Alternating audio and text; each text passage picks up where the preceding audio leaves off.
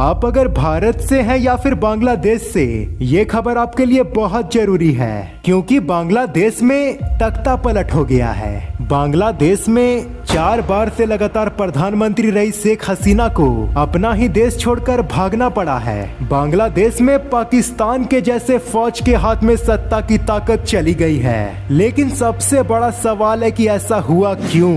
आखिर बांग्लादेश की पीएम शेख हसीना को अपने ही देश से क्यों भागना पड़ा? दरअसल इसके 3 कारण हैं। पहला कारण है कि आरक्षण पर ढाका हाई कोर्ट का फैसला। दरअसल 5 जून 2024 को शेख हसीना ने फ्रीडम फाइटर कोटा दोबारा से स्टार्ट कर दिया, जिसे साल 2018 में 4 महीने के प्रोटेस्ट के बाद बंद कर दिया गया था। इस कोटा सिस्टम में कहा गया कि फ्रीडम फाइटर के बच्चों को और उनके पोता पोती को 30% रिजर्वेशन गवर्नमेंट जॉब के लिए दिया जाएगा, जिनकी देश भर में टोटल पॉपुलेशन 0.13% है। बस यहीं से सारा मामला बिगड़ गया, बच्चे भड़क गए, विरोध इतना ज्यादा बढ़ गया कि शेख हसीना को देश छोड़कर भागना पड़ा। अब आते हैं दूसरी वजह पर। दरअसल एक इंटरव्यू में शेख हसीना ने प्रदर्शनकारियों को रजाकार कह दिया था। बांग्लादेश में रजाकार का मतलब होता है गद्दार। शेख हसीना ने कहा कि फ्रीडम फाइटर के बेटा पोतियों को आरक्षण नहीं मिलेगा, तो क्या रजाकारों के बेटा पोतियों को आरक्षण मिलेगा?